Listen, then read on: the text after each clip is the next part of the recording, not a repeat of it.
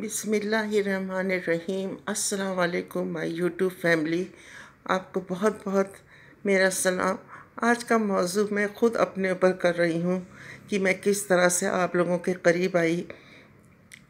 मैं यूट्यूब पे थी, लेकिन ये एक बार मैंने नॉलेज टॉक का 6-7 महीने पहले ब्लॉग मेरे सामने आया, तो मैं देखती थी कि ये लेडी किसके बारे में बात करती हैं। तो मैंने यूट्यूब में सर्च किया तो पता चला ये अली के बारे में बात कर रही हैं। तो मैंने अली भाई का व्लॉग जो था वो ज्वाइन कर लिया, उसके व्यूवर्स सब्सक्राइब किया। सॉरी, आफ्टर कोविड मेरी थ्रोट में बहुत प्रॉब्लम हो गई है, वोकल कॉर्ड बिल्कुल बदल गया है। सो वॉइस जो है बिल्कुल बदली हुई है मेरी, काफ़ी एज ज़्यादा लग रही है एंड उसके बाद बहुत ज़्यादा वीकनेस भी है।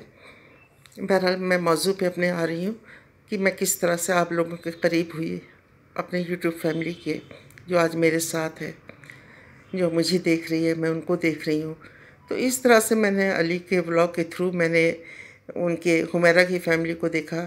अली उस ज़माने में उनके भाइयों से दोस्ती थी, उन फैमिली को देखते थे। और मैंने अब्बासवीर को सब्सक्राइब किया, मैंने रसूलुल्लाह भाई को सब्सक्राइब किया, मैंने मुनव्वर भाई को सब्सक्राइब किया, मैंने असलम भाई को सब्सक्राइब किया, मैंने काफ़ी लोगों को सब्सक्राइब किया। और मैं वॉच कर रही थी इनको और बार बार लिखती थी, भाई अब अम्मा से दोस्ती कर लीजिए, आपकी बुज़ुर्ग माँ है, लेकिन कोई जवाब नहीं आता था। इस बीच में हमारे यूट्यूब के बीच में एक नए शख्स की आमद हुई, जो 12 साल के बाद परदेश से उसने पाकिस्तान की सरजमी पे कदम रखा था, अपने मुल्क की ज़मीन पे। बहुत अरमानों से आए होंगे, बहुत अरमान, क्योंकि जो बेवतन रहते हैं उनको अपने वतन से बहुत प्यार रहता है। बहरहाल वो भी बहुत उम्मीदों के साथ उन्होंने इस सरजमी पे अपना कदम रखा होगा, लेकिन जब वापस आए होंगे तो क्या देखा होगा, एक टूटा खंडर जिसमें उनकी वालदा रह रही थी और उनकी बहन रह रही थी, जिसमें बिजली नहीं थी, पानी नहीं था, बाथरूम नहीं था। बहरहाल वो शख्स ने दुनिया की सारी जिस तरह से स्पेन में रह रहा था, उस सारे लविश को भूलकर वो अपनी माँ के साथ उसी खंडर में रहे। और माँ के और बहन के कहने से उन्होंने उन्हीं के ख़ानदान में शादी की। शादी भी शरीयत के हिसाब से हुई, लेकिन शादी के तीसरे ही दिन मारपीट और ईटा और दोनों भाइयों में लड़ाई शुरू हो गई और भाइयों में पुलिस केस हुआ और दिलावर भाई को लौट के स्पेन जाना पड़ा।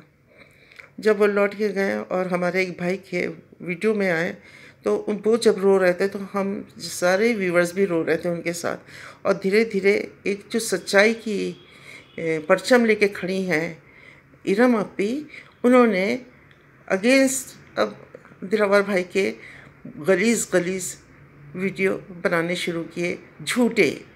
सच का परचम लेने वाली इरम, आप अल्लाह के अज़ाब से डरें, खौफ अल्लाह से डरें। जिस तरह से आपने दिलावर भाई को खून के आंसू रुलाए, उनके साथ हज़ारों लोग रोए, हम भी रोए। आपने उनके पर तरह तरह की तोहमत लगाए। उनके साथ एक खातून की फ़ोटो, एक मोहतरमा की फ़ोटो लगा कर कहती थी ये उनकी बीवी है, ये बुढ़ा है, उसके बच्चे हैं, दूध की बोतल है। आप सच्ची हैं? आप सच्ची हैं? आपको शर्म नहीं आती है? आप सच का परचम का मतलब समझती हैं?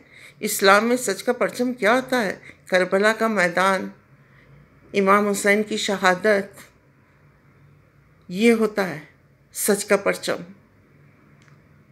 इस्लाम है सच का परचम। आप सच का परचम नहीं है। आपने लोगों को खून के आंसू रुलाए हैं, आपने बच्चों का किरदार और उनकी बदज़बानी पे डाइवोर्स उठाया। कैसे भूल जाती हैं?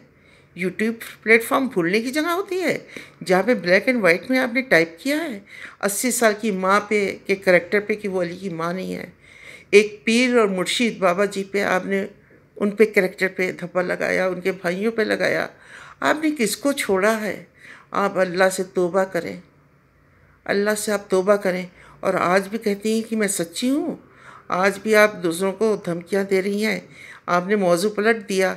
अब दिलावर भाई यूट्यूब से चले गए आप लोगों की वजह से। वो मासूम शख्स यूट्यूब से चला गया क्योंकि उसको अपनी फैमिली बचानी थी, उनको अपनी बीवी से मिलना था।